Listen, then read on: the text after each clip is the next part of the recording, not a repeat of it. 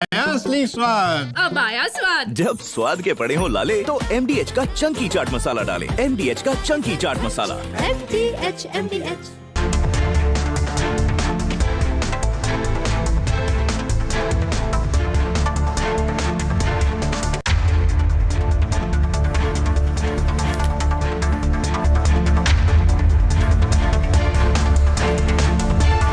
नमस्कार, मैं हूं सैयद सुहेल और आप देख रहे हैं आपका नंबर 1 शो ये भारत की बात है। उम्मीद करते हैं आप सभी पूरी तरह से फिट होंगे और बहुत बहुत सेहतमंद होंगे। और बड़ी खबर है कि जंग में अमेरिका की एंट्री हो गई है। अमेरिका की एंट्री और विश्व युद्ध, वर्ल्ड वॉर की स्थिति पैदा हो जाएगी क्योंकि ईरान रुक नहीं रहा है। ये ईरान की तस्वीर मैं आपको दिखा रहा हूं। ईरान ने फिर घातक मिसाइलों से हमला कर दिया है। एक साथ देखिए, दर्जनों मिसाइलें ईरान ने दाग दी हैं।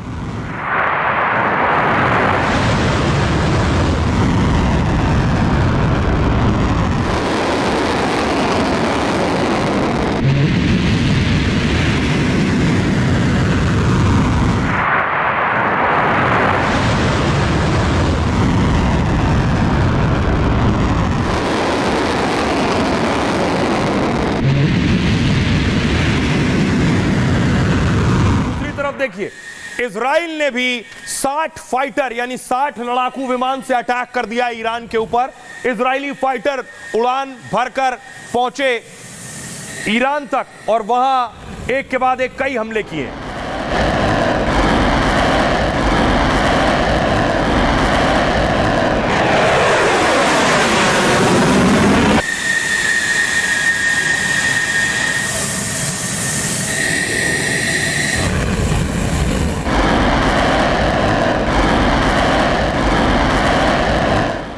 इजराइल ने देखिए हवा में ईरान का ड्रोन मार गिराया। ये देख रहे हैं, ये ईरानी ड्रोन था और फाइटर आया है, फाइटर ने ईरानी ड्रोन गिरा दिया है। देखिए,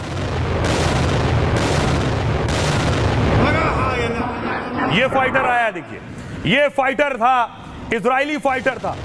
ये ईरानी ड्रोन इजराइल के आसमान में था और फाइटर ने मारा है।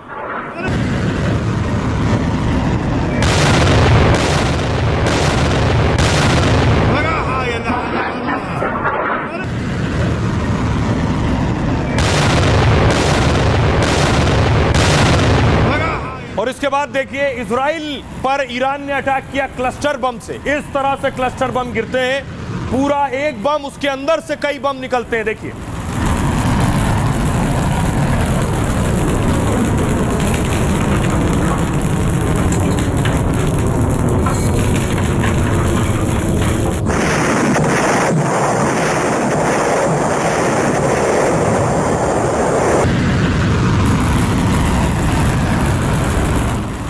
एनिमेटेड तस्वीर आप देख रहे हैं, ये ईरान का क्लस्टर बम है। एक बम निकला और उस बम के अंदर से देखिए दर्जनों बम निकले। वहां पहुंचने के बाद अंदर से दूसरे बम निकलते हैं और नीचे जाकर फटे।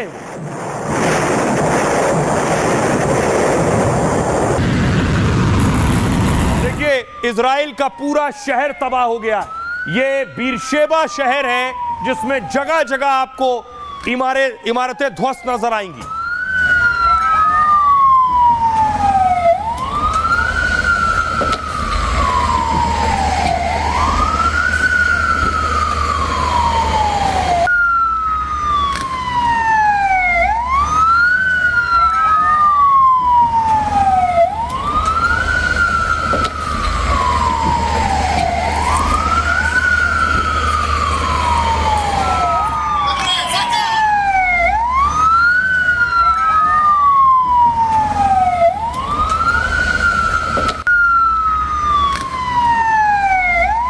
इस हमले के बाद देखिए, जरा तस्वीर मैं आपको अगली दिखाऊं। इस हमले के बाद देखिए, इजराइल के लोग डरे सहमे दहशत में मेट्रो में छिपे हुए, अंडरग्राउंड मेट्रो में आकर अपनी जान बचा रहे हैं। इजराइल की तस्वीर आप देख रहे हैं।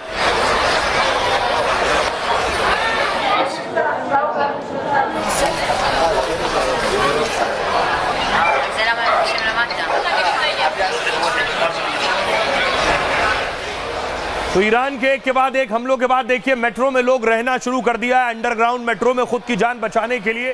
ये देखिए अस्थाई टेंट लगा रखे हैं, लोगों ने रातें यहीं बिता रहे हैं, दूसरा कोई विकल्प नहीं है। कब कौन सी मिसाइल कहां से आ जाए। आयरन डोम ठीक से काम नहीं कर रहा है क्योंकि लगातार ईरान हमले कर रहा है और आयरन डोम को भी थका रहा है।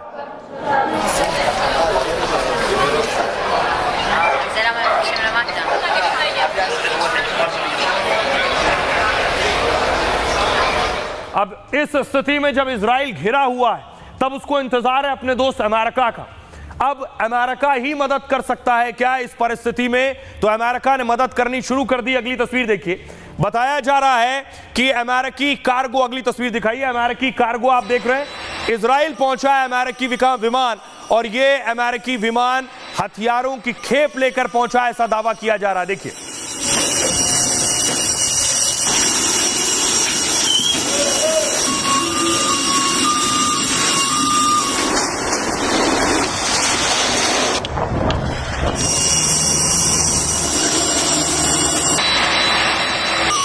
बताया जा रहा है ये अमेरिका से आया विमान इजराइल में लैंड हुआ है। इसमें हथियार, गोला बारूद हैं जो इजराइल की मदद के लिए अमेरिका ने भेजे। तो अमेरिका इजराइल की मदद कर रहा है हथियारों से और पुतिन और जिनपिंग कह चुके हैं अमेरिका ने अगर मदद की, अमेरिका वॉर में आया तो वो भी वॉर में उतर आएंगे। अगली तस्वीर देखिए, खबर ये मिल रही है कि चीन का कार्गो विमान भी ईरान पहुंच गया है, यानी चीन मदद कर रहा है ईरान की। दावा ऐसा किया जा रहा है एक कार्गो विमान जो रडार के पकड़ में नहीं आया है, इस तरह से भेजा गया है और वहां जाकर चीन ने ईरान को हथियार पहुंचाए हैं।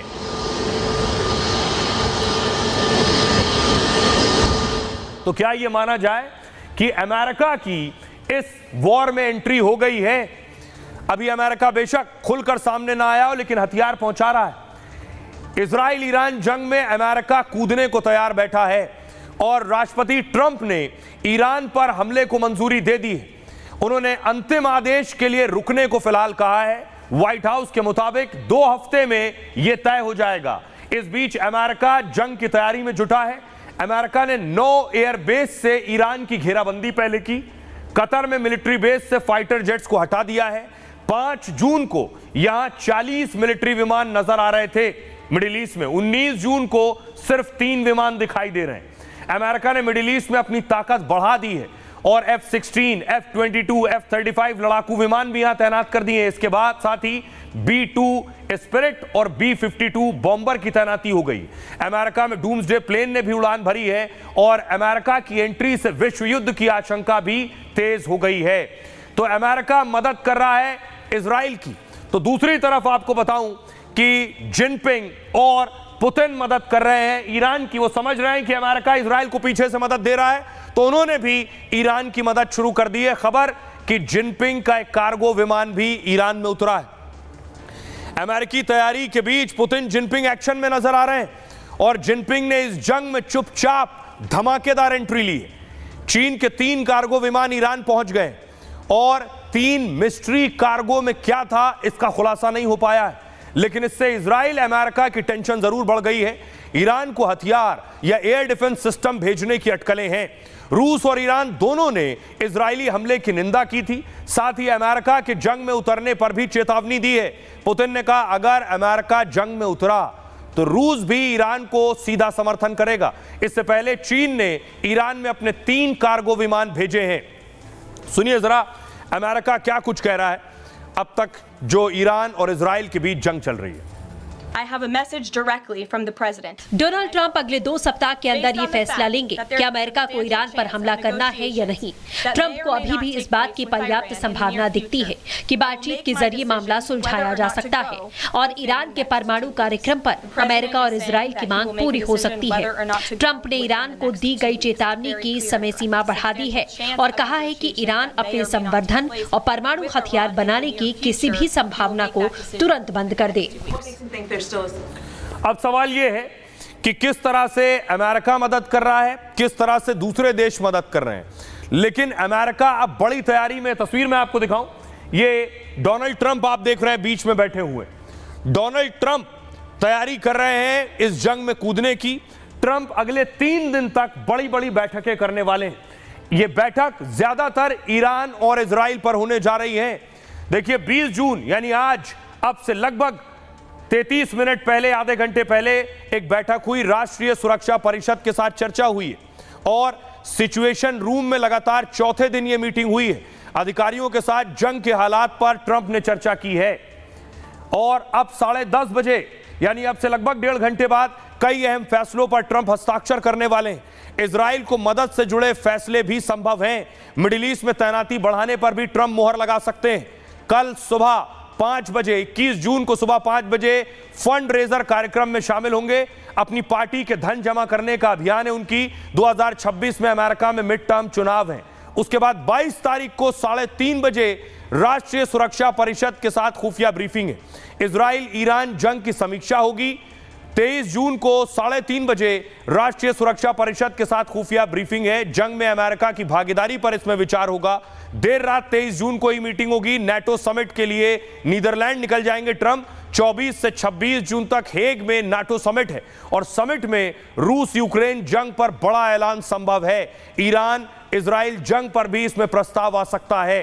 तो ट्रंप की एक के बाद एक बैठकें, जिसके बाद यह तस्वीर साफ होगी कि क्या अमेरिका इस जंग में कूदने वाला है। सुनिए जरा ईरान के विदेश मंत्री क्या कह रहे हैं। जब तक इजराइल ईरान पर हमला जारी रखेगा तब तक हम किसी से बातचीत नहीं करना चाहते। इस तरह जंग और हमलों के बीच बातचीत का कोई मतलब भी नहीं है। अमेरिकी अधिकारियों के साथ संपर्क की सभी खबरें मनगढ़ंत हैं। ईरान कभी भी अस्पतालों और नागरिकों को निशाना नहीं बनाता, जबकि इजराइल ने जानबूझकर गाजा में अस्पतालों को निशाना बनाया है। तो अमेरिका खड़ा है इजराइल के साथ, रूस खड़ा हो गया है ईरान के साथ। अब सवाल यह है कि रूस ईरान का साथ क्यों दे रहा है। आप देख रहे हैं पुतिन खमनेई से मिल चुके हैं। ये जो मुलाकात, ये दोस्ती है रूस की और ईरान की, ये आखिर कितनी पुरानी और ये बेवजह नहीं है। आपको बताऊं, इजराइल से जंग के बीच रूसी राष्ट्रपति पुतिन एक्टिव हैं। पुतिन ने सीधे मध्यस्थता की पेशकश कर दी और इसकी वजह रूस की ईरान से पुरानी दोस्ती है। मिडिल ईस्ट में ईरान रूस का सबसे भरोसेमंद दोस्त है। वैसे जंग से रूस को अभी फायदा हो रहा है। दुनिया का ध्यान रूस यूक्रेन जंग से हट गया है, साथ ही तेल की कीमतें बढ़ी हैं, जिससे सीधा फायदा रूस को हो रहा है। लेकिन पुतिन अपने यार के लिए सीजफायर चाहते हैं। राष्ट्रपति पुतिन ने इस जंग को लेकर चीनी राष्ट्रपति जिनपिंग से घंटे भर बात की। अपनी एजेंसियों को ईरान के बारे में जानकारी साझा करने पर सहमति दी थी। पुतिन ने यूएई के क्राउन प्रिंस मोहम्मद बिन जायद अल नाहयान के साथ भी फोन पर बात कर इस मुद्दे पर चर्चा की। और इतना ही नहीं, पुतिन ने खुलासा किया कि कुछ साल पहले खामनेई को उन्होंने S-400 डिफेंस सिस्टम खरीदने का प्रस्ताव दिया था, लेकिन तब खामनेई ने इसे स्वीकार नहीं किया था। अगर ईरान के पास S-400 डिफेंस सिस्टम होता तो इजराइल इतनी तबाही नहीं मचा पाता। दरअसल यूक्रेन से जंग के दौरान रूस की ईरान ने पूरी मदद की थी। यूक्रेन ने रूस को ईरान के हथियार मिलने का दावा किया था। ईरान ने भी रूस को सैनिक और हथियार मुहैया कराए। ईरान ने अपने शाहेद सहित कई ड्रोन और मिसाइल रूस को भेजे थे, जिससे यूक्रेन में तांडव मचाया गया। ऐसे में पुतिन पर सवाल उठ रहे हैं कि रूस ईरान की सीधी मदद क्यों नहीं कर रहा है। पुतिन ने इसका जवाब देते हुए कहा है कि ईरान ने अभी मदद नहीं मांगी है, लेकिन पुतिन ने ईरान की मदद से इनकार नहीं किया है। अमेरिका के जंग में कूदने का पुतिन इंतजार कर रहे हैं, तब शायद पुतिन खुलकर दोस्त ईरान की मदद के लिए मैदान में आ जाएंगे। अब देखिए जरा कि एक तरफ पुतिन मदद कर रहे हैं ईरान की और तैयार भी है मदद करने के लिए, दूसरी तरफ जिनपिंग भी मदद कर रहे हैं। देखिए चीन ने एक नया जासूस खोज लिया है। ये आप देख रहे हैं हाथ में शख्स के, ये है मॉस्किटो ड्रोन जो जासूसी करेगा। देखिए जरा कितना बड़ा है ये ड्रोन। 像蚊子一样的，也是一种机器人。像这种微型仿生类机器人， ये शख्स जिसे हाथ में पकड़े है जो मच्छर के बराबर है, मच्छर के साइज का ये है ड्रोन। ये जासूसी करेगा, देश के अंदर घुसेगा, सारी जानकारी पहुंचाएगा, किसी को पता तक नहीं चलेगा ये कौन सा ड्रोन है, कैसा ड्रोन है। आइए, चीन ने मच्छर ड्रोन जो बनाया है, इसकी खासियत क्या है। चीन अपनी वैसे इस तरह की हरकतों के लिए भी जाना जाता है। इस तरह के मॉस्किटो ड्रोन है जो आप देख रहे हैं। चीन ने अत्याधुनिक ये बायोनिक मिनी ड्रोन विकसित किया है। यह ड्रोन कीटों की तरह दिखता है, मच्छर की तरह इसकी बनावट होती है और इसी वजह से ही इसे मच्छर ड्रोन नाम दिया जा रहा है। इसमें 2 छोटे पंख हैं, जबकि इसके 3 पैर नजर आ रहे हैं। हालांकि अब मच्छर की संरचना में डंक पर जैसा नहीं दिखता है। ये देख रहे हैं, ड्रोन इतना छोटा है कि आसानी से नजर भी नहीं आता है। इसे रिमोट कंट्रोल के जरिए दूर से ऑपरेट किया जाता है। सेना के गुप्त ऑपरेशन में विशेष भूमिका निभा सकता है। इस मच्छर ड्रोन का वजन सिर्फ 35 ग्राम के करीब है। कम शोर वाली तकनीक है, इससे दुश्मन से बचना आसान है। खुफिया मिशन के लिए कैमरे, थर्मल, लेजर इमेजिंग लगी है इसमें। इसके अलावा जीपीएस और एआई टारगेट सिस्टम लगा है, जो कि कमांड सेंटर को रियल टाइम डेटा भेजता है। यह बायोनिक मिनी ड्रोन चीनी सेना की रणनीति का हिस्सा है। इसे यूनिवर्सिटी ऑफ डिफेंस टेक्नोलॉजी ने विकसित किया है और जल्द ही ड्रोन अब चीन की सेना का हिस्सा बन सकता है। तो इस तरह के ड्रोन भी चीन दे सकता है ईरान को, जिससे इजराइल की जासूसी की जा सके। सुनिए जरा कर्नल शैलेंद्र क्या कुछ कह रहे हैं कि अगर अमेरिका जंग में कूदा तो रूस और चीन की क्या भूमिका होगी। यूएस इस युद्ध में डायरेक्टली अपने फिजिकली ट्रूप्स और इक्विपमेंट को डिप्लॉय करेगा या नहीं, और अगर करता है तो उसका जो सबसे बड़ा इम्प्लीकेशन है ईरान के लिए कोई बड़ी बात नहीं है, क्योंकि ईरान तो डिस्ट्रॉय होगा ही होगा। ज़्यादा बड़ी बात यह है कि क्या रशिया और चीन उसके साथ खड़े होंगे। ये मेरा अपना एक आकलन है, एनालिसिस है। चीन बिजनेस ज़रूर करेगा, वो अपने हथियार भेजेगा, अपना सेल बढ़ाएगा, अपने हथियारों को वॉर टेस्ट ज़रूर कराएगा। जहाँ तक रशिया का सवाल है, रशिया भी एक सपोर्ट ज़रूर देगा, बट मुझे नहीं लगता है कि किसी भी फिजिकल पॉइंट ऑफ व्यू से कि कोई ट्रुप्स चले जाएंगे या किसी तरह का इक्विपमेंट कोई भारी मात्रा में चला जाएगा। चाइना और रशिया का जो सो कॉल्ड ब्लॉक है वो उसके साथ नज़र ज़रूर आएगा, इक्विपमेंट सपोर्ट में ज़रूर नज़र आएगा। Maybe to some extent इधर उधर छोट मोट बड़ी मदद भी कर पाएगा, लेकिन अपने आप में ईरान की वॉर का तख्ता या उसका जो पासा है वो किसी भी हालत में नहीं पलटेगा, क्योंकि उनकी अपनी तकलीफ है। अब देखिए, चीन और साथ साथ रूस ईरान के साथ खड़े हैं। अमेरिका जंग में कूदा तो जो हूती हैं यमन में, हूती विद्रोही, ये हूती विद्रोही भी जंग में कूद जाएंगे और अमेरिका के लिए परेशानी बनेंगे, क्योंकि यमन सी से लगा हुआ है, समंदर से, और वहां से अमेरिका के जहाज निकलते हैं, उन सब पर ये हमला करेंगे। अगली तस्वीर देखिए। उसके अलावा हिजबुल्ला, लेबनान में जो हिजबुल्ला संगठन है जिसके आका नसरुल्लाह को मारा था इजराइल ने, ये हिजबुल्ला भी कूद पड़ेगा जंग में लेबनान से अगर अमेरिका की एंट्री होती है, क्योंकि ईरान ने ऐसे बहुत से यार तैयार कर रखे हैं, न सिर्फ जिनपिंग और पुतिन बल्कि कुछ और भी हैं जो ईरान की तरफ से लड़ने को खड़े हो जाएंगे। वो हैं ये, सबसे पहले लेबनान से हिजबुल्ला, इराक से शिया लड़ाके, गाजा से हमास और यमन से हूती। लेकिन इन सब को इजराइल मार चुका है। इजरायली हमलों के बीच ईरान के 4 यार अभी खामोश हैं, लेकिन अमेरिका की एंट्री होते ही ये भी एक्शन में आ जाएंगे। हिजबुल्ला, हमास, हूती, शिया लड़ाकों के हमले बढ़ जाएंगे और इसके बाद इजराइल पर 4 मोर्चे से हमला शुरू होगा। ईरान के साथ ही लेबनान, यमन, इराक से हमले की तैयारी भी है। इजराइल के गाजा पर हमले से हमास कमजोर हुआ है, हालांकि अब भी इजराइल गाजा में जंग में फंसा हुआ है। यमन के हूती विद्रोही हाल के महीनों में एक्टिव हो गए हैं काफी, और हूतियों ने इजराइल पर कई मिसाइलें दागी हैं। हो सकता है ये मिसाइलें उन्हें ईरान नहीं दी हो। लाल सागर में भी हूतियों ने अपना दम दिखाया है। हसन नसरुल्लाह की मौत से हिजबुल्लाह को झटका लगा और अब हिजबुल्लाह पहले जैसी ताकत नहीं रह गई। सीरिया के रास्ते हिजबुल्लाह को मदद नहीं पहुंच पा रही है और इसके बावजूद अमेरिका के जंग में उतरने पर जंग और तेज और व्यापक हो जाएगी। ईरान के यार इजराइल और अमेरिका ठिकानों पर अटैक करेंगे। हिजबुल्लाह ने इजराइल पर हमले की धमकी दी है और इसके बाद इजराइल ने हिजबुल्लाह को चेतावनी दी है कि हिजबुल्लाह ने हमला किया तो हम उसका सफाया कर देंगे। सुनिए जरा क्या कुछ कह रहे हैं इजरायली पीएम बेंजामिन नेतन्याहू। दुनिया का चेहरा बदल रहा है। ईरान के सैन्य और परमाणु कार्यक्रम के खिलाफ इजराइल के अभियान में अमेरिका के शामिल होने का फैसला ट्रंप को करना है। ट्रंप विचार कर रहे हैं कि क्या ईरान के फोर्डो परमाणु अड्डे पर हमला किया जाए, जो एक पहाड़ के नीचे दबी हुई है। बंकर बस्टर बमों की पहुंच से इसे बाहर माना जाता है। अब आपको बताऊं कि हमले ईरान भी कर रहा है। ईरान ने हमला किया, एक तस्वीर में दिखाऊं। ये आप देख रहे हैं ईरानी मिसाइल दागी जा रही थी। ये लॉन्चर आप देख रहे हैं, जिस लॉन्चर से मिसाइल दागी जा रही है, जिस वक्त मिसाइल दागी जा रही थी उसी वक्त पता चल गया इजराइल को कि एक मिसाइल दागी जा रही है। उन्होंने वापस अटैक किया तो दूसरी तस्वीर देखिए जरा, ये लॉन्चर है। इजराइल ने ईरान का लॉन्चर ही उड़ा दिया जिससे ये मिसाइल दागी जा रही थी।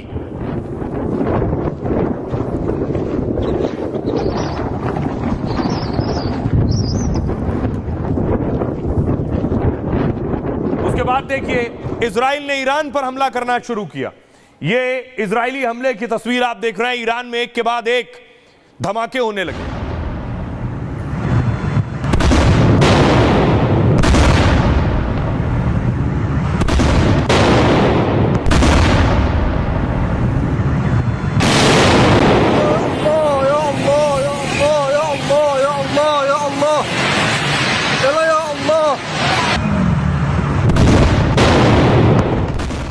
और ईरान में जो हालात है उसके बाद पलायन शुरू हो गया है, लोग भागने शुरू हो गए। ये देखिए ईरान और तुर्की बॉर्डर की तस्वीर मैं आपको दिखा रहा हूं। लोग ईरान से निकल के तुर्की की तरफ जा रहे हैं अपना बैग लेकर अपने परिवार के साथ।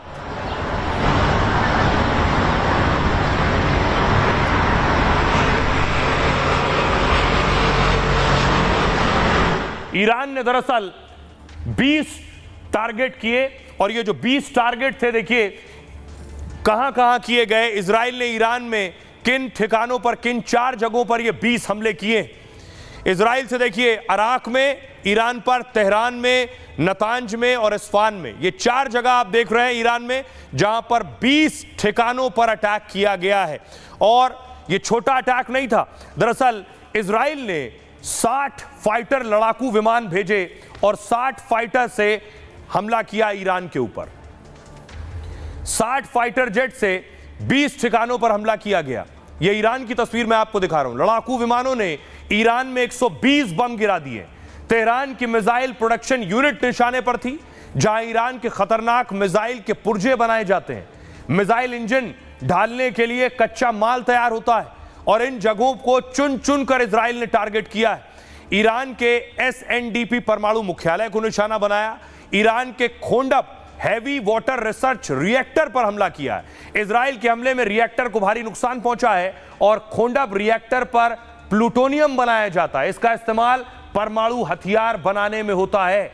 हमले से पहले इजराइल ने खोंडप चेतावनी खोंडप में जारी की थी। लोगों को खोंडप शहर खाली करने को कह दिया था। इससे पहले ही अराक में हैवी वाटर रिएक्टर पर हमला हो गया और इजराइल ने ईरान के 4 बड़े न्यूक्लियर प्लांट पर हमला किया है। रिसर्च सेंटर की कई इमारतें बुरी तरह क्षतिग्रस्त हो गई हैं। 3 बैलिस्टिक मिसाइल लॉन्चर्स ईरान के तबाह कर दिए गए। इजराइल पर हमले किए, इन्हें तैयार किया गया था। इन लॉन्चर्स को एक ईरानी सैन्य कमांडर को भी निशाना बनाया गया है। सुनिए जरा इजरायली सेना क्या कह रही है इस हमले पर। ऑपरेशन शुरू हुए 1 हफ्ते बीत चुके हैं।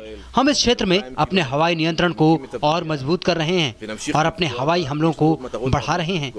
हमारे पास तेहरान, पश्चिमी ईरान और अन्य जगहों पर हमला करने के लिए भी टारगेट तैयार है। ईरान के न्यूक्लियर सेंटर और मिसाइल भंडार को हमने टारगेट किया है और उनकी उत्पादन क्षमता को भी भारी नुकसान पहुंचाया है।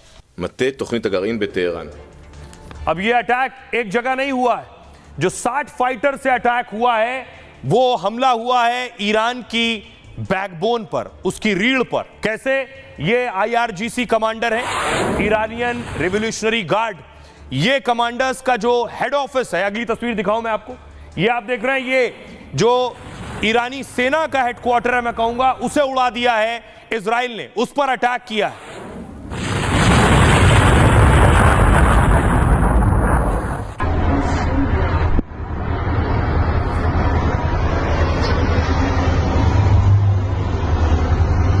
ये जो आपको धुआं उड़ता नजर आ रहा है, यही ईरानी सेना का हेडक्वार्टर है जिस पर इजरायली फाइटर ने अटैक किया है। देखिए जरा इस हमले के बाद क्या हुआ और ये IRGC है क्या। ये जितने कमांडर पिछले दिनों मारे गए ये सब IRGC के ही थे। इजराइल ने IRGC हेडक्वार्टर पर हमला किया है और तेहरान में ईरानी सेना का ये मुख्यालय है जिसे निशाना बनाया है। इजराइल ने एक ईरानी कमांडर को भी टारगेट किया है। IRGC का मतलब Islamic revolutionary guards corps. America IRGC army को आतंकी संगठन मानता है। इजराइल ने IRGC की पूरी टॉप लीडरशिप खत्म कर दी है। IRGC ईरान की सेना की एक स्पेशल ब्रांच है। इसकी स्थापना 1979 के ईरानी क्रांति के बाद हुई और यह यूनिट सीधे सुप्रीम लीडर खमनेई को रिपोर्ट करती है। ईरान की रक्षा विदेशी अभियान में यह अहम भूमिका निभाती है। IRGC के पास लगभग 1,90,000 एक्टिव सैनिक हैं और रिजर्व सैनिकों को मिलाकर इसकी संख्या 6 लाख से ज्यादा है। बैलिस्टिक मिसाइल और परमाणु कार्यक्रमों की देखरेख करती है। मिडिल ईस्ट में विद्रोही संगठनों का समर्थन भी IRGC करती है और 2019 में अमेरिका ने विदेशी आतंकी संगठन इसे घोषित किया था। इजराइल ने चौंकाते हुए टॉप लीडरशिप को टारगेट किया। IRGC प्रमुख हुसैन सलामी समेत कई कमांडर मारे गए। इसके बाद खमनेई ने IRGC की टीम में कई बदलाव किए हैं। सुनिए इजराइल डिफेंस फोर्स क्या कह रही है। ईरानी शासन जानबूझकर नागरिकों को टारगेट कर रहा है। उसने अस्पताल और आबादी वाली जगहों पर गोलीबारी की है। वो हमले का असर बढ़ाने के लिए आम लोगों को निशाना बना रहा है और उन पर मिसाइल दाग रहा है। वो जंग के अंतर्राष्ट्रीय नियमों और मानवता का भी उल्लंघन कर रहा है, जिसे इजराइल किसी भी कीमत पर बर्दाश्त नहीं करेगा। दरअसल अब अटैक हो रहे हैं ईरान पर। ईरान के खासतौर से कमांडर, परमाणु वैज्ञानिक मार दिए गए। सब कैसे संभव हुआ? यह सब संभव हुआ सटीक जानकारी से। और वो सटीक जानकारी किसने पहुंचाई? नेतन्याहू की टीम ने, मुसाद ने, इजराइल डिफेंस फोर्स ने और खासतौर से वो लड़कियां, वो महिलाएं जो इजरायली सेना में काम करती हैं और इजरायली खुफिया एजेंसी में काम करती हैं, मुसाद में। और ये ईरान पहुंचकर सारी जानकारी जुटाकर नेतन्याहू और उनकी सेना तक पहुंचा रही थी। कैसे मुमकिन हुआ ये मैं आपको बताऊं। ईरान पर भीषण हमले का प्लान बनाया था मुसाद ने। मुसाद ने इस ऑपरेशन को नार्निया नाम दिया था और ऑपरेशन के लिए 120 लोगों की एक टीम बनाई गई। इसमें खुफिया और वायुसेना के जवान शामिल किए गए। इसके अलावा खुफिया यूनिट में 8,200 को भी जोड़ा गया, 8200 को। यह इजराइल की प्रसिद्ध साइबर और खुफिया यूनिट है 8200। इसी यूनिट ने ऑपरेशन नार्निया में विशेष भूमिका निभाई। यहीं पर हर टारगेट के लिए विशेष ऑपरेशन सेल बनाया गया। इसमें अलग अलग टीम में पूरी यूनिट काम कर रही थी। एक टीम को ईरानी वैज्ञानिक की ट्रैकिंग पर लगाया गया, एक टीम एयर डिफेंस नाकाम करने पर लगाई गई, ईरानी कम्युनिकेशन को हमले के दौरान ब्लॉक किया गया और ईरान के जीपीएस को इसी टीम ने जाम कर दिया। इसके बाद ही इजरायली फाइटर जेट ने ईरान में तबाही मचाई है। दावा है जनवरी तक इजराइल के पास कोई प्लान नहीं था और इसी वजह से मोसाद पर लगातार दबाव बन रहा था। ईरानी परमाणु का खात्मा इजराइल का मुख्य मकसद था, लेकिन ऐसा हवाई हमले या दूसरी रणनीति से संभव नहीं था। इसलिए जनवरी में मोसाद ने टारगेट बैंक बनाना शुरू किया। इसमें परमाणु वैज्ञानिक और सैन्य अधिकारियों की एक लिस्ट बनाई गई। 4 चरणों में एक्शन के हिसाब से हिट लिस्ट तैयार की गई। इसमें वैज्ञानिक और बड़े अधिकारियों के नाम शामिल किए गए, यहां तक कि इनकी जगह लेने वाले भी हिट लिस्ट में डाले गए। इसके बाद मुसाद ने ईरान में खुफिया एजेंट्स को सक्रिय किया। वैज्ञानिकों और अधिकारियों की दिनचर्या की रेकी की गई। हनी ट्रैप के जरिए हिटलिस्ट की खुफिया जानकारी जुटाई गई और फिर इसके बाद मुसाद ने ऑपरेशन नार्निया लॉन्च कर दिया। तभी सोचिए कि एक कमांडर मारा गया ईरान में, दूसरा बनाया गया तो दूसरा भी मार दिया गया, तीसरा बनाया गया तो तीसरा भी मार दिया गया। यह तभी मुमकिन है जब सबकी लिस्ट बनाई जाए कि पहला मारा जाएगा तो दूसरा बनाया जाएगा तो उसे भी मार दिया जाए। ईरान पर हमले के लिए इजराइल ने सिर्फ हथियार का इस्तेमाल नहीं किया, ईरान के खिलाफ खुफिया तरीके से उसने एक ब्यूटी बम का इस्तेमाल भी किया। यह ठीक वैसे ही था जैसे कई देश हनी ट्रैप कर सैनिकों को फंसाते हैं।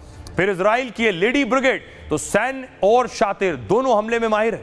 मुसाद की ऐसी ही एक महिला जासूस 2 साल पहले चुपके से ईरान में घुस गई, शिया इस्लाम धर्म अपनाया और आराम से ईरान में रहने लगी और फिर धीरे धीरे ईरान के बड़े बड़े अधिकारियों और कमांडर्स तक पहुंच गई। वो इजराइल के हमले में ईरान के 10 से ज्यादा परमाणु वैज्ञानिक मारे गए, उसके 20 से ज्यादा बड़े सैन्य कमांडर ढेर हो गए। ठिकाने और अफसर बदलने के बाद भी ईरान उन्हें बचा नहीं पाया, क्योंकि इजराइल की लेडी जासूस को पूरी जानकारी थी। सेना के अफसर कहां रहते हैं, कहां छिपते हैं, उनके बंकर से खुफिया ठिकानों तक की पूरी जानकारी थी। इजराइल की इस महिला जासूस का नाम कैथरीन बताया जा रहा है। फ्रांसीसी मूल की इस एजेंट को बेहतरीन ट्रेनिंग मिली थी। उसने अपनी पहचान, बोली और आवाज तक बदल ली थी।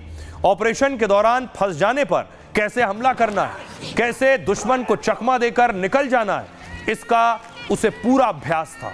इस एजेंट ने पहले ईरानी अधिकारियों की पत्नियों से बातचीत बढ़ाई, फिर अधिकारियों की भरोसेमंद बनकर उनके राज जमा करने लगी।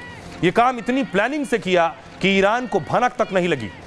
भारी तबाही और मोसाद के कई एजेंट पकड़े जाने के बाद ईरान को शक हुआ। ईरान की खुफिया एजेंसियों ने जांच की तो कैथरीन का चेहरा सामने आया। पूरे ईरान में जगह जगह मोसाद जासूस की पोस्टर और तस्वीर चिपका दी गई है, लेकिन किसी को नहीं पता कि कैथरीन अब कैसी दिखती है और कहां है।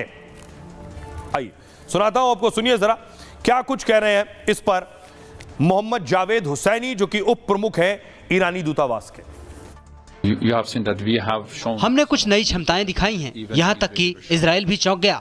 अगर वो शांति चाहते हैं तो हमने देशों को बता दिया है कि इजराइल की निंदा करने से पहले कोई भी युद्ध विराम बेकार है। हम लंबे संघर्ष के लिए तैयार हैं और दूसरे स्तर पर न जाना ही बेहतर होगा। ये ईरान, पड़ोसी देशों या भारत जैसे देशों के हित में नहीं होगा, क्योंकि हर कोई प्रभावित होगा। और यही इनपुट, यही जानकारी मिली मोसाद से कि ईरान के न्यूक्लियर रिएक्टर, परमाणु प्लांट कहां है। एक तस्वीर दिखा रहा हूं मैं आपको, ये पहले की तस्वीर है। ये अराक में एटमी रिएक्टर था ईरान का। ये बीच का हिस्सा ध्यान से देखिएगा, यही उड़ा दिया है इजराइल ने अटैक करने के बाद। दूसरी तस्वीर देखिए जरा, ये देखिए, ये अटैक करने के बाद की तस्वीर है। इजराइल ने अटैक किया और एटमी रिएक्टर उड़ा दिया है। दोनों तस्वीरें अगर मैं आपको दिखाऊं, पहले की और बाद की, जिससे आपको अंदाजा होगा कि इजराइल के पास बिल्कुल सटीक जानकारी, सही इनपुट थे और उन सही इनपुट के जरिए ही अटैक किया गया जो मोसाद ने इंफॉर्मेशन दी थी। दोनों तस्वीर आप देख रहे हैं, ये पहले की तस्वीर आप देख रहे हैं। अब मैं आपको दूसरी तस्वीर दिखाता हूं, ये बाद की तस्वीर। ये इजरायली अटैक में तबाह हुआ है। लेकिन बड़ी चीज क्या है? बड़ी चीज यह है कि ईरान कह रहा है कि हमारे परमाणु पूरी तरह से सुरक्षित है। ईरान कह रहा है हमारे परमाणु पर हमला जो हुआ वो हमले बेकार हो गए, क्योंकि हमने परमाणु पहले से ही वहां से हटा दिए थे। यह ईरान का दावा है। इजराइल ने ईरान के 4 परमाणु सेंटर पर बड़े हमले किए। उसे लगा कि हमले से ईरान का परमाणु प्लान खत्म हो जाएगा, लेकिन ईरान का दावा यह है कि उसकी परमाणु सामग्री सुरक्षित है। भले ही परमाणु अड्डे तबाह हो गए हैं, लेकिन उसका प्लान जारी है। ईरानी सेना के पूर्व कमांडर मोहसेन रिजाई ने यह खुलासा किया है। कहा, मार्च से ही हमें पता चल गया था कि युद्ध हो सकता है, इसलिए ईरान ने न्यूक्लियर मटेरियल दूसरी जगह शिफ्ट कर दिया। न्यूक्लियर मटेरियल का सीधा मतलब होता है संवर्धित यूरेनियम, यानी शुद्ध किया गया यूरेनियम। ईरान ने इनरिच यूरेनियम को सुरक्षित जगह पहले ही पहुंचा दिया है। वो ऐसी जगह है जिसकी या तो इजराइल को जानकारी नहीं है, या फिर ऐसी जगह है जहां इजराइल हमला नहीं कर सकता है। हमले के बीच भी ईरान में एक ही न्यूक्लियर रिएक्टर चल रहा है। बुशहर न्यूक्लियर पावर प्लांट सुरक्षित भी और काम भी कर रहा है, उनका कहना है। यह है तो ईरान का न्यूक्लियर प्लांट, लेकिन इसे रूस चला रहा है। इस प्लांट में ईंधन से लेकर सैकड़ों कर्मचारी रूस के हैं। और क्या ईरान ने अपनी खुफिया परमाणु सामग्री यहीं छिपाई हुई है? क्योंकि पुतिन का दावा यह है कि नेतन्याहू ने पुतिन से वादा किया है ईरान में रूस की मदद से चल रहे प्लांट पर वो हमला नहीं करेंगे। रूसी अधिकारी ने धमकी भी दी कि अगर यहां हमला हुआ तो फिर चेरनोबिल जैसी परमाणु आपदा आ सकती है। 39 साल पहले सोवियत संघ के चेरनोबिल में परमाणु हादसा हुआ था, जिसमें 40 की मौत हुई थी और 50 लाख पर रेडिएशन का असर हुआ था। पुतिन का यह अलर्ट अमेरिका और इजराइल के लिए एक चेतावनी है और ईरान के लिए परमाणु सुरक्षित रखने की गारंटी हो सकता है। अब सुनाऊं मैं आपको, सुनिए जरा ईरानी अधिकारी क्या कह रहे हैं और अमेरिका के प्रेस सचिव क्या कह रहे हैं। ईरान में परमाणु हथियारों के लिए जरूरी सभी सामान सुरक्षित ठिकानों में है। संवर्धित यूरेनियम भी ईरान में महफूज जगह पहुंचा दिया गया है। ईरान के न्यूक्लियर सेंटर किसी भी तरह हमले के लिए पूरी तरह से तैयार हैं। हमें मार्च में ही जंग की आहट मिल गई थी और उसी के हिसाब से हमने तैयारी की है।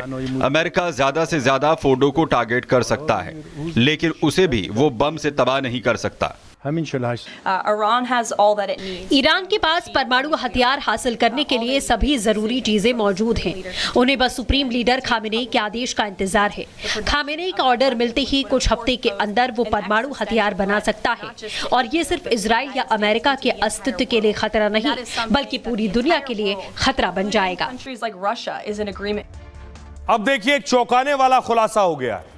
इजराइल ईरान पर हमला कर रहा है कि उसके पास परमाणु बम है, लेकिन इंटरनेशनल एटॉमिक एनर्जी एजेंसी यानी IAEA जो परमाणु की निगरानी करती है, वो चौंकाने वाला दावा ईरान पर कर रही है कि ईरान के पास परमाणु है ही नहीं। दावा है ईरान के परमाणु बनाने का कोई सबूत नहीं है। यह दावा IAEA के प्रमुख ग्रोसी ने मीडिया इंटरव्यू के दौरान किया है। IAEA परमाणु पर काम करने वाली एक अंतर्राष्ट्रीय संस्था है।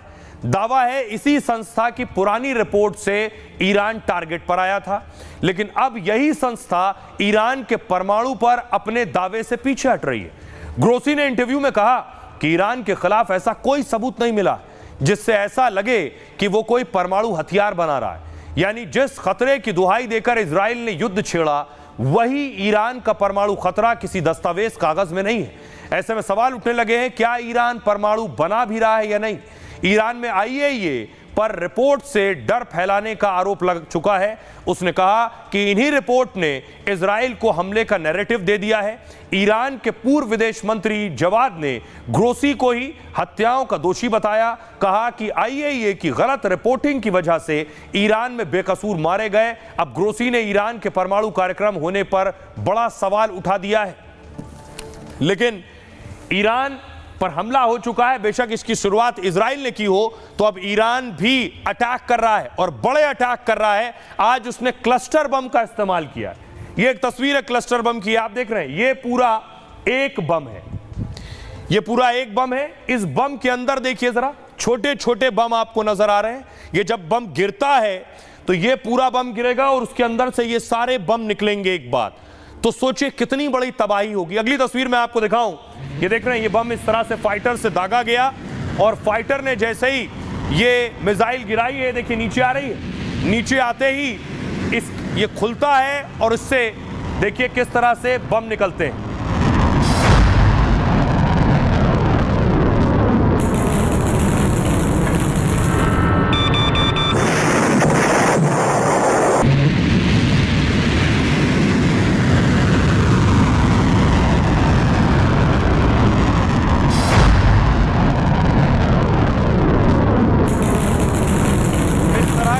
इस्तेमाल ईरान ने किया है। देखिए जरा, अब ये क्लस्टर बम की तस्वीर मैं आपको दिखा रहा हूं। ये आप मिसाइल देख रहे हैं, इससे बम निकले। ये सारे बम एक साथ झुंड में जाकर एक जगह पर गिरेंगे और तबाही लाते हैं।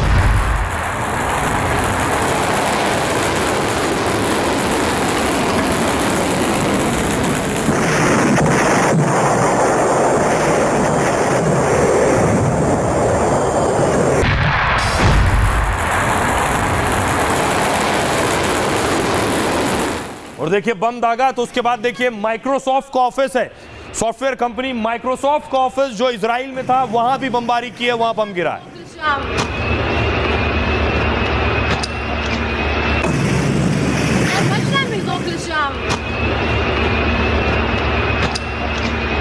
ईरान ने इजराइल में माइक्रोसॉफ्ट का ऑफिस टारगेट किया है। इसके अलावा एक बहुत बड़ा इंस्टीट्यूट जो इजराइल में था, देख रहे हैं आप, ये पूरा इंस्टीट्यूट तबाह हो गया है। यहां शोध होता था, रिसर्च होती थी, उस पूरे इंस्टीट्यूट को तबाह कर दिया है ईरानी मिसाइलों ने।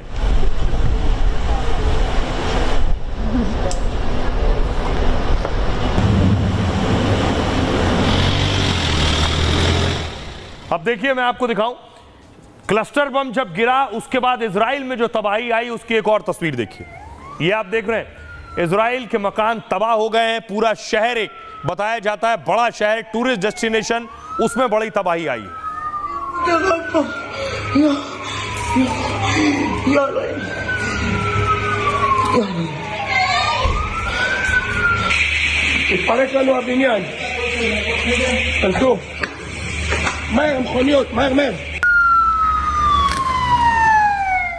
गाड़ियों में आग लग गई है। आप देख रहे हैं फायर ब्रिगेड की गाड़ियां मौके पर पहुंच रही हैं। खुद इस जगह पर नेतन्याहू कल पहुंचे थे और देखिए गाड़ियों में आग बुझाई जा रही है।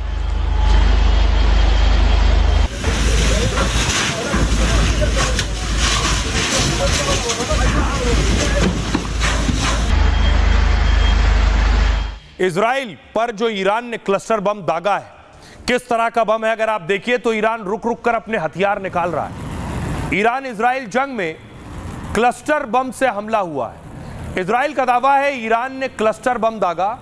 ईरान ने कम से कम एक क्लस्टर बम गिराया और आम लोगों को नुकसान पहुंचाने का मकसद था। पहली बार इस जंग में क्लस्टर बम का इस्तेमाल हुआ। इजरायली मीडिया ने भी इसको लेकर दावा किया।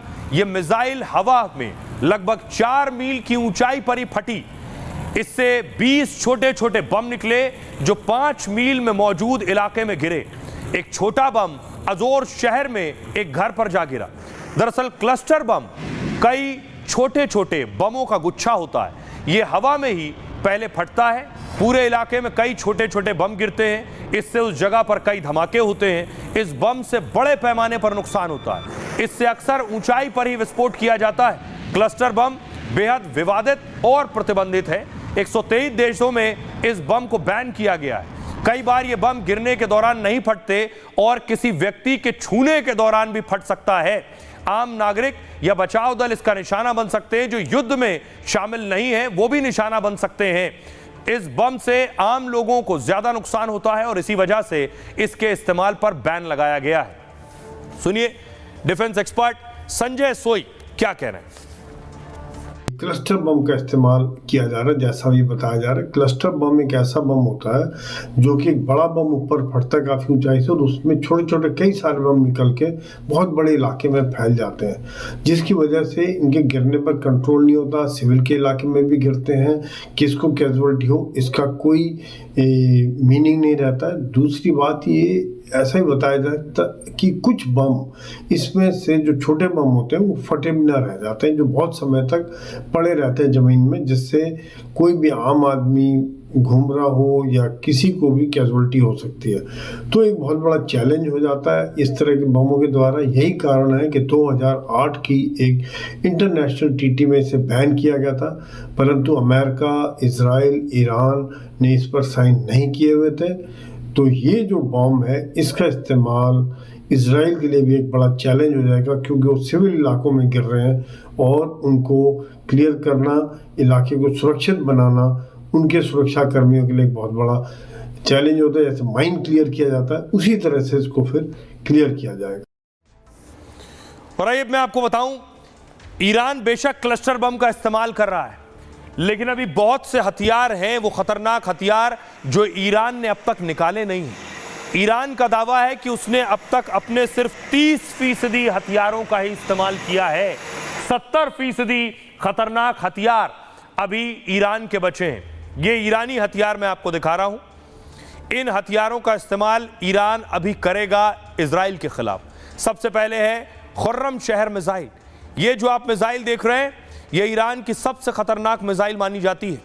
खुर्रम शहर की रेंज 2000 से 2500 किलोमीटर तक है और ये ballistic missile 1800 kilo war head ले जा सकती है, यानी अपने साथ 1800 किलो बारूद ले जा सकती है, विस्फोटक ले जा सकती है।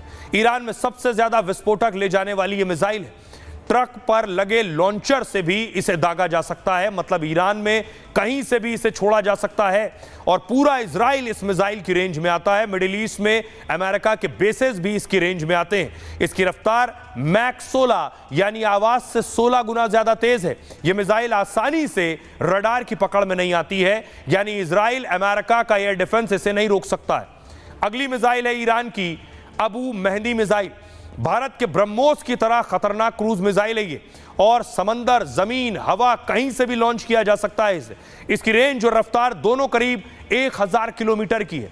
उड़ान के दौरान ये दिशा बदलने में भी माहिर है और कम ऊंचाई पर उड़ती है तो डिफेंस सिस्टम भी इसे नहीं पकड़ पाता है। यह है अगली मिसाइल कासिम बशीर मिसाइल।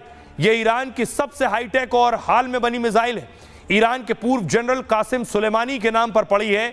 इस खतरनाक मिसाइल की रेंज 1200 किलोमीटर है और 1 महीने पहले ही ईरान ने इसका सफल परीक्षण किया है। यह मिसाइल बिना जीपीएस के भी सटीक हमला करने की ताकत रखती है। परमाणु विस्फोटक समेत 500 किलो वॉरहेड भी अपने साथ ले जा सकती है। यह हल्की मिसाइल ईरान में कहीं से भी लॉन्च हो सकती है और ऐसे डिजाइन की गई है कि आयरन डोम भी इसे रोक नहीं सकता, यानी इजराइल का डिफेंस सिस्टम भी इसके आगे फेल हो जाता है। तो ये तो मिसाइल है, लेकिन सिर्फ मिसाइल नहीं। देखिए जरा, ये ड्रोन है, ईरानी ड्रोन मार गिराया। ईरान के पास खतरनाक ड्रोन भी है, लेकिन इजराइल ने उसके कई ड्रोन मार गिराए।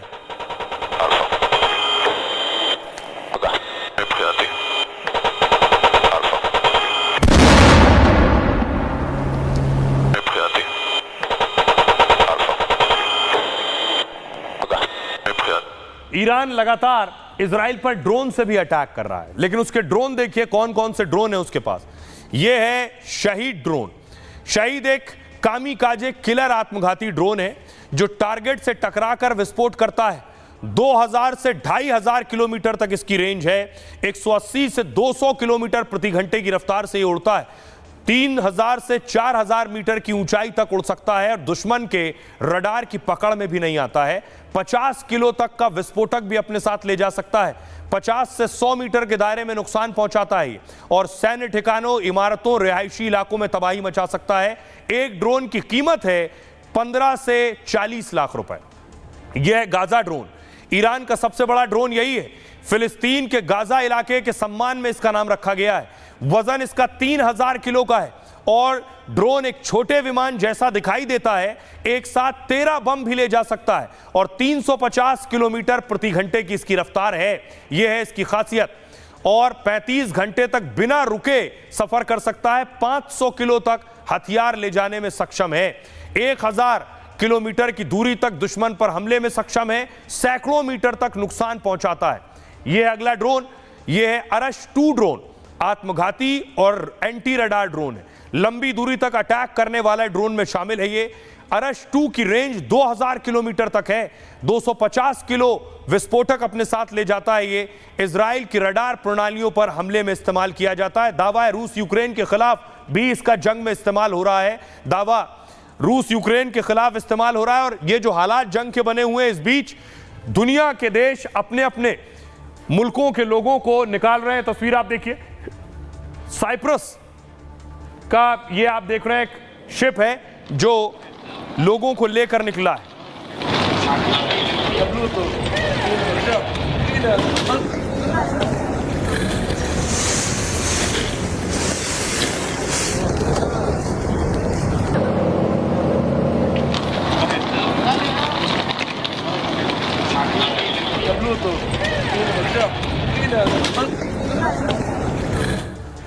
देखिए, जितने लोग मौजूद हैं ईरान में, वहां से हर देश अपने लोगों को निकाल रहा है। भारत के लिए भी बड़ी चुनौती है क्योंकि भारत के 10,000 लोग ईरान में हैं। ईरान में फंसे भारतीयों को वापस लाने की प्रक्रिया चल रही है। भारत सरकार की कोशिशों से ईरान ने बहुत बड़ा फैसला किया और भारतीयों की वापसी के लिए अपना एयर स्पेस खोल दिया। साथ ही ईरान ने भारतीयों के लिए 3 एयरक्राफ्ट भी लगा दिए। पहला विमान आज रात ईरान के मशहद शहर से उड़ान भरेगा और इसके बाद 2 और विमान शनिवार दोपहर तक भारत पहुंचेंगे। ईरान ने कहा है भारत के सभी नागरिक पूरी तरह सुरक्षित हैं। इन 3 विमानों से 1000 भारतीयों की वतन वापसी होगी। अगर ईरान जरूरत पड़ी तो भारत के लिए और विमान रवाना होंगे। फिलहाल ईरानी शहरों में कुल 10,000 भारतीय फंसे हुए हैं। इन्हें जंग से निकालने के लिए भारत ऑपरेशन सिंधु चला रहा है। अब देखिए, इस बीच स्थिति यह है कि हालात जो बने हुए हैं कि अमेरिका कभी भी ईरान पर अटैक कर सकता है, लेकिन एक वक्त था कि ये अमेरिका और इजराइल जो है ये ईरान के बहुत अच्छे दोस्त थे। इतने अच्छे दोस्त थे कि न्यूक्लियर प्रोग्राम जब शुरू किया ईरान ने ऊर्जा बनाने के लिए, तो अमेरिका मदद कर रहा था और ईरान से लोग इजराइल जाया करते थे घूमने के लिए। बहुत सामान्य बात होती थी। लेकिन सवाल ये है कि आखिर जिगरी दोस्त जो हैं ये दुश्मन कब बन गए और कैसे बन गए। इजराइल ईरान कभी बेहद करीबी दोस्त थे। ईरान इजराइल से ही सोचिए हथियार भी खरीदा करता था। जब इजराइल दुनिया में अलग थलग पड़ा, ईरान ने तब इजराइल को मान्यता दी थी। इजराइल की सीमा जो है ईरान से नहीं लगती है, मतलब दोनों देशों में सीमा का कोई विवाद नहीं है। मिडिल ईस्ट में कुल 16 देश हैं और 16 देशों में से 15 देश मुस्लिम हैं। इकलौता यहूदी देश इजराइल है। इसकी दुश्मनी की शुरुआत ईरान की क्रांति से होती है। 1979 में ईरान में शाह रज़ा पहलवी का शासन खत्म हो गया और इसके बाद खमनेई ईरान के सर्वोच्च धार्मिक नेता बन गए और धार्मिक सत्ता आ गई। तब ईरान की सड़कों पर 50 लाख लोग जमा हुए। इसके बाद ईरान को इस्लामिक देश घोषित कर दिया गया। बस यहीं से दुश्मनी शुरू हुई। खमनेई ने इजराइल के अस्तित्व पर ही सवाल उठा दिए और ईरान ने उस वक्त इजराइल से संबंध तोड़ लिए। ईरान ने कहा था देश सिर्फ फिलिस्तीन है, इजराइल नहीं। इजराइल को मुस्लिमों के लिए छोटा शैतान बताया, साथ ही अमेरिका को मुस्लिमों के लिए बड़ा शैतान कहा। इसी के बाद दोनों देशों में तनाव बढ़ता चला गया और अमेरिका और इजराइल की भी दोस्ती मजबूत होती चली गई। मिडिल ईस्ट में सिर्फ इजराइल के पास परमाणु बम है। ईरान लंबे समय से परमाणु ताकत बनना चाहता है। अमेरिका और इजराइल ऐसा होना देना नहीं चाहते हैं। सुनिए ईरान के पार्लियामेंट के स्पीकर क्या कह रहे हैं। ट्रंप परमाणु वार्ता में लाभ प्राप्त करने के लिए सैन्य दबाव का उपयोग कर रहे हैं। पिछले रविवार को निर्धारित ईरान और अमेरिका के बीच नवीनतम अप्रत्यक्ष वार्ता रद्द कर दी गई। अमेरिकी राष्ट्रपति को पता होना चाहिए कि हमारा देश पश्चिमी देशों की तरह नहीं है, जिन्हें वो धमकी देकर और चीजें थोप कर अपने कब्जे में ले सकते हैं। और आइए खबरों में आगे बढ़ते हैं। आज की एक और बड़ी खबर है। फांसी घर में पहुंच गया है अतीक का बेटा। जी हां, अतीक का बेटा जो जेल में है, अली जेल में है और अली अब तक जेल में ही था, लेकिन अचानक क्यों उसे फांसी घर में शिफ्ट कर दिया गया है, यह आपको बताता हूं। और फांसी घर है क्या? माफिया अतीक अहमद का बेटा नैनी सेंट्रल जेल में बंद है। उसे फांसी घर वाली सेल में शिफ्ट किया गया। जेल में कैश रखने को लेकर उसे दूसरी सेल में शिफ्ट किया गया। फांसी घर दरअसल एक हाई सिक्योरिटी सेल है। बैरक के अंदर और बाहर के पूरे रास्ते पर सीसीटीवी लगे हैं। बैरक के बाहर 4 सुरक्षा कर्मियों की 24 घंटे तैनाती है। इस सेल में अब तक 14 लोगों को फांसी दी गई है, इसलिए इस सेल का नाम है फांसी घर। अब यहां केवल खास कैदियों को ही रखा जाता है। अतीक के बेटे अली अहमद के पास 1100 रुपए बरामद हुए। जेल में लगे सीसीटीवी कैमरे में अली कैश लिए हुए दिखाई दिया। जेल में कैश रखना का नियम नहीं है। बताया जा रहा है अली से मिलने उनका वकील आया था। वकील ने अली को 1100 रुपए दिए हैं। डीजी जेल ने मामले पर पूरी रिपोर्ट मांगी है। डिप्टी जेलर और जेल वार्डन को सस्पेंड कर दिया गया है। अली अहमद को हाई सिक्योरिटी सेल में ट्रांसफर किया गया है और अली अहमद उमेश पाल हत्याकांड में भी आरोपी है। अतीक का सबसे बड़ा बेटा उमर लखनऊ जेल में और असद झांसी में एनकाउंटर में मारा गया था। 2 बेटे एजम और अबान प्रयागराज में पढ़ाई कर रहे हैं। आइए खबरों में आगे बढ़ते हैं। आज की एक और खबर है। 2027 की लड़ाई एक्सप्रेसवे पर आ गई है। योगी आदित्यनाथ देखिए आजमगढ़ और गोरखपुर लिंक एक्सप्रेसवे का उद्घाटन करने के लिए पहुंचे थे।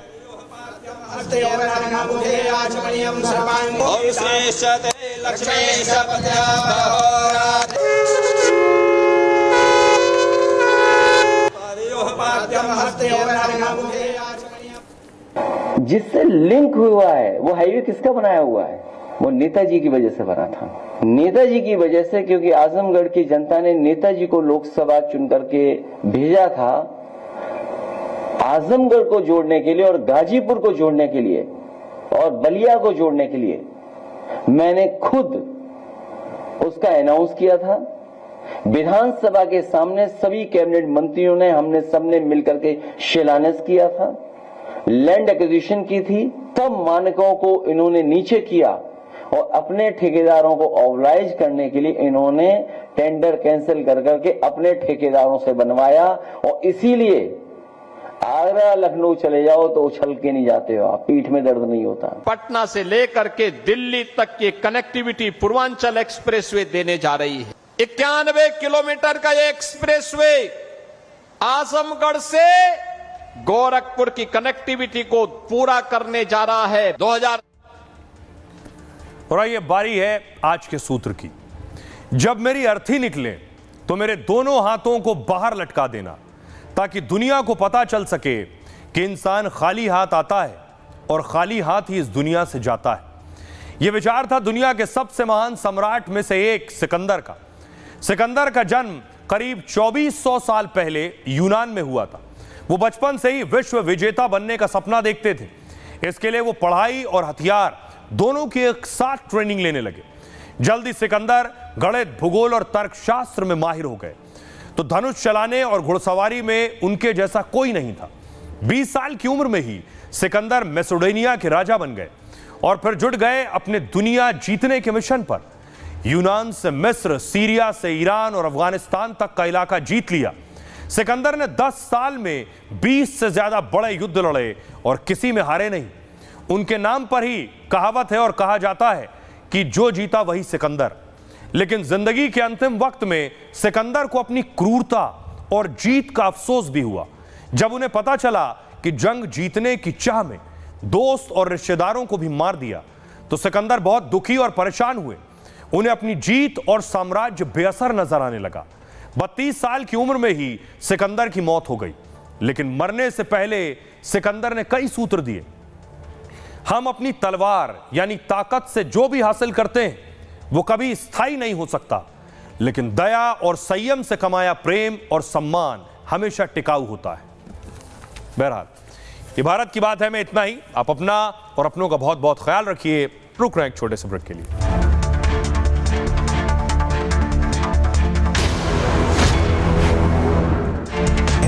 की हल्दी मिर्ची धनिया करे कमाल, ये रंग दे, ये खुशबू दे, ये तीखा, ये कम पड़े, क्या निराला MDH मसाला। MDH की हल्दी मिर्ची